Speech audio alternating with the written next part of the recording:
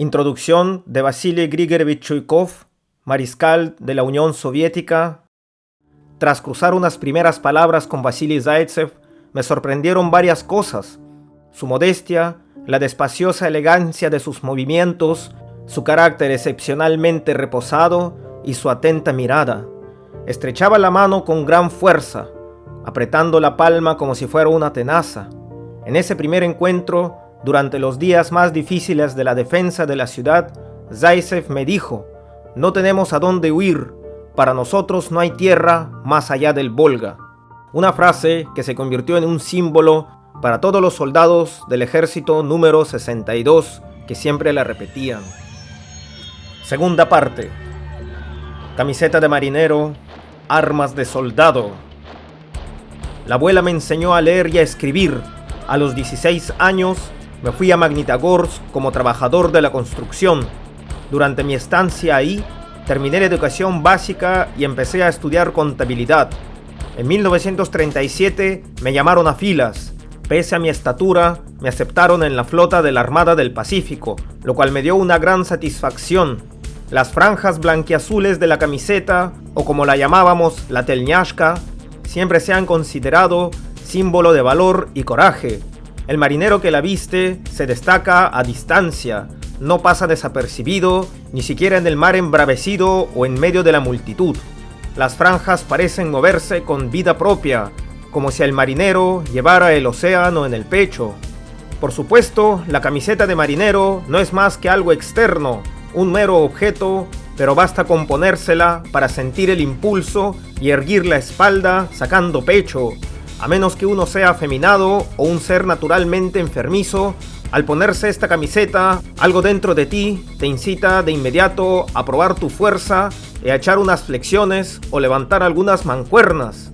La camiseta ejerce un efecto sobre la persona, y no por nada se dice que el que viste la telñashka no conoce el miedo, le escupe a la muerte a la cara y jamás pide clemencia al enemigo. Telñashka, telñashka.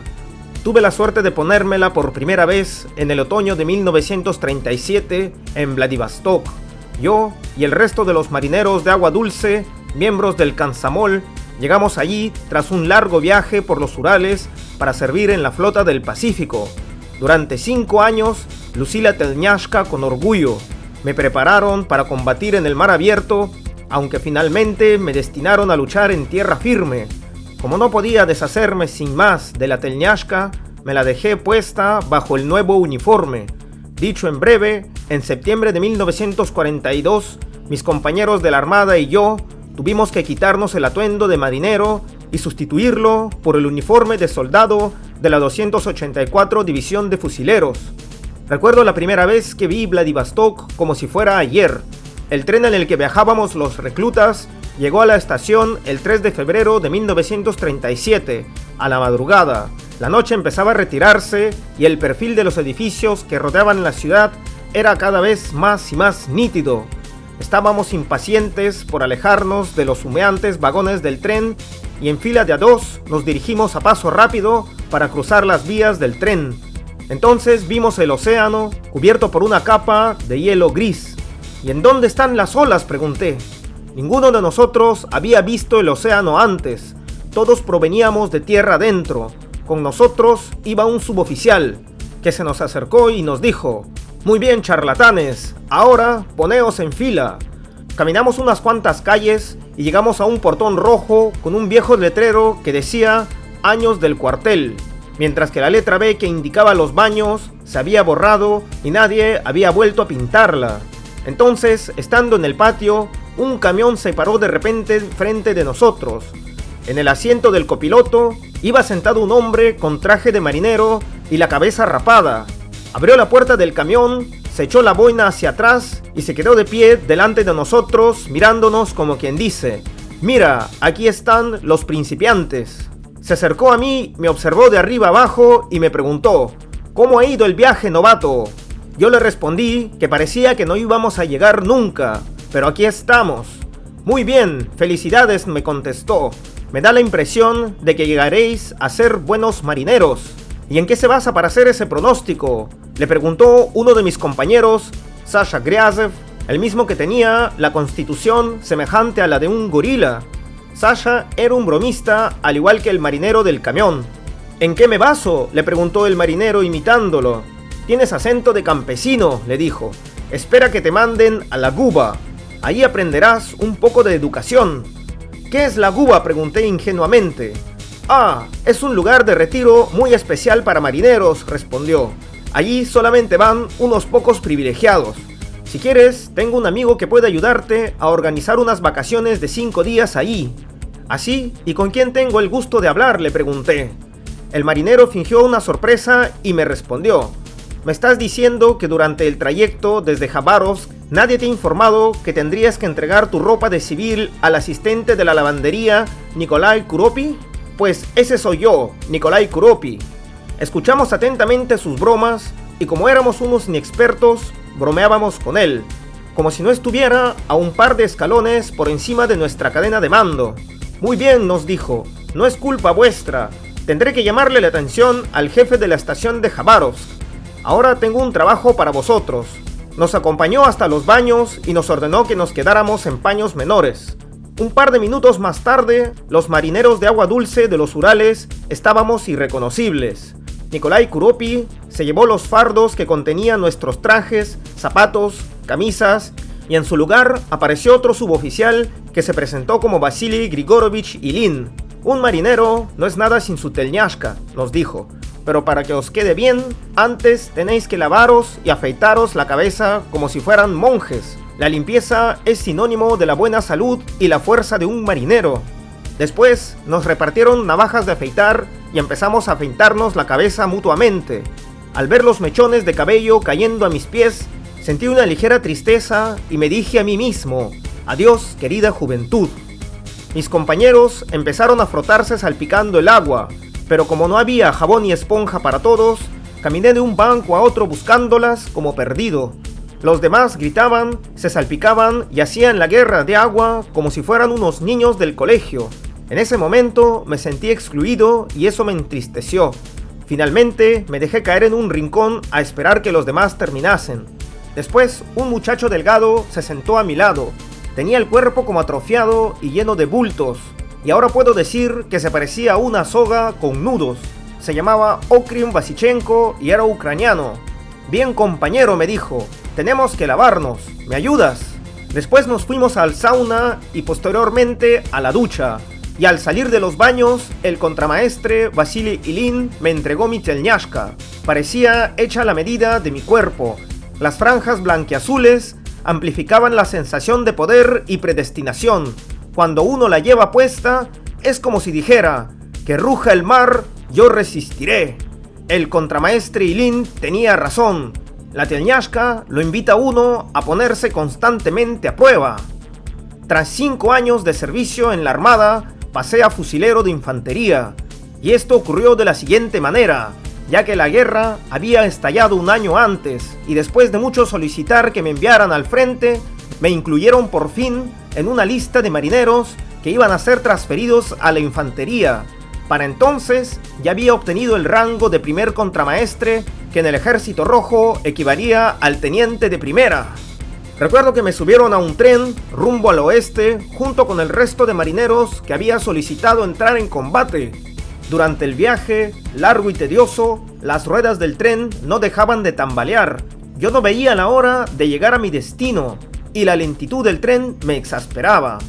Al pasar por los Urales, me acordé de cuánto mi abuelo nos enseñaba a rastrear, a disparar y a acampar en el frío en cielo abierto, pero no era momento de abandonarme a la melancolía o a la nostalgia. Nuestro país estaba en peligro, así que teníamos que ir hacia el frente a toda máquina. De repente el tren fue desviado hacia una vía muerta de la estación de mercancías de Krasnoufimsk. En el andén se oían gritos, todo el mundo abajo. Es difícil imaginar la cara de decepción que pusimos los marineros al oír eso. La gente preguntaba, ¿qué hacemos aquí en medio de la nada? El caso es que ahí, en Krasnoufimsk, era donde estaban encuartelados los regimientos de la 248 División de Fusileros. Después de los duros enfrentamientos de Kastornie, habían sido enviados ahí para descansar y recibir tropas de refuerzo. Mi destacamento de Vladivostok se integró al segundo batallón del 1047 Regimiento de Fusileros del Ejército Rojo. Los comandantes y oficiales políticos del batallón nos dispersaron una cálida bienvenida. Si bien nuestros uniformes de marineros, nuestros pantalones anchos y por no hablar de la telniashka y las boinas, suscitaron una que otra sonrisa. Enseguida subimos de nuevo al tren y volvimos a oír el rítmico tambaleteo de las ruedas. Durante el viaje hicimos menos paradas que antes. Donde quiera que mirase, solo se veía la infinita y la oceánica extensión de las estepas rusas. En el vagón el ambiente estaba cargado, así que mis camaradas y yo nos quitamos los uniformes de marinero, dejando a la vista las franjas blanquiazules de nuestras camisetas. El tren se había convertido en un barco con ruedas que surcaba los océanos de tierra seca. Al frente, el reflejo de la luz hacía pensar que nos dirigíamos hacia un mar en tempestad. Después llegó el día y la noche, y otra vez de día. Rusia es un país enorme. Queríamos que el tren acelerara, ya que queríamos entrar en acción lo antes posible. Mas no había de ser así. El tren se detuvo y en algún lugar delante de nosotros, entre nuestra posición y nuestro destino, los bombardeos de la Luftwaffe habían derribado el puente. Esperamos 1, 2, 3 horas y escuchamos como en alguna parte, en los confines de la inmensa estepa rusa, algo rugía, pero no podíamos imaginarnos qué era. En un momento dado, negras nubes oscurecieron el paisaje, que lo siguieron unos rayos de luces que era como si el sol estallara en fragmentos de fuego. Al caer la noche, marchamos por los campos en lugar de seguir la carretera, para minimizar el riesgo de un ataque aéreo. El incendio que se veía al final de la estepa, que era un punto de referencia que seguíamos todos, daba la impresión de que caminábamos hacia el fin del mundo. Pero no, aquellas eran las llamas de Stalingrado.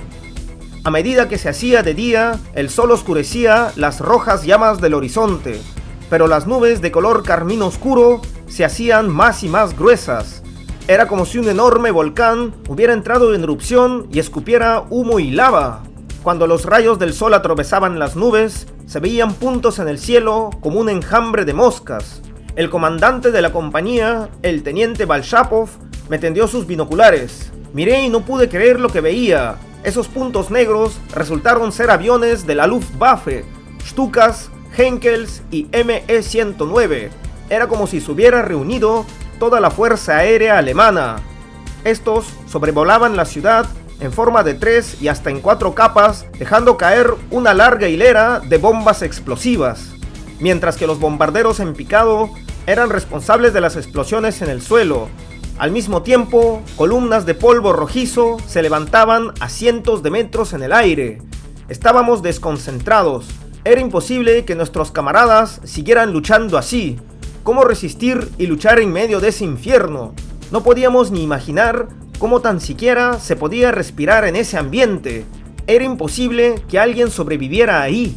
Nuestro comandante Bolshapov, como escuchando nuestros pensamientos, nos dijo: Stalingrado ya ha resistido una multitud de ataques similares, y ahí es a donde vamos. Pero antes, marineros, tenéis que prepararos para la acción. Dedicamos los 3 días siguientes a entrenarnos a fondo para el combate de cuerpo a cuerpo. Nos ejercitábamos con ganas, practicamos con las bayonetas, los cuchillos y las palas. Lanzamos granadas y atravesamos pistas de obstáculos. Todos sabíamos que el adiestramiento era crucial y en ocasiones los ejercicios se desbocaban en peleas. Con el acaloramiento, algunos marineros se ponían a golpear las narices de sus compañeros. Y al fin de cuentas, el comandante nos estaba entrenando no para dar un paseo en el parque. El teniente Balshapov pasaba el tiempo sentado con las piernas estiradas sobre una elevación, atusándose el espejo del bigote pelirrojo, con las botas clavadas en el suelo y los brazos apoyados en las rodillas.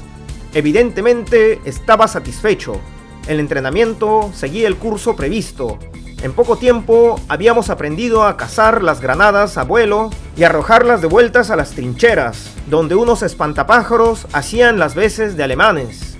El comisario Stepan Kryachov, un comandante político regordete de aspecto de estudiante, supervisaba nuestro entrenamiento junto a Balshapov. Los nazis no podrán hacer nada contra nuestros marineros, comentó Balshapov. y el carirredondo de Kryachov asistió. En ese momento, yo estaba en el fondo de la trinchera, aprendiendo a usar la pala para reducir a un enemigo armado con una pistola. Mi oponente era el soldado Sasha Reutov. Reutov era un tipo corpulento que servía bajo las órdenes del teniente Balshapov.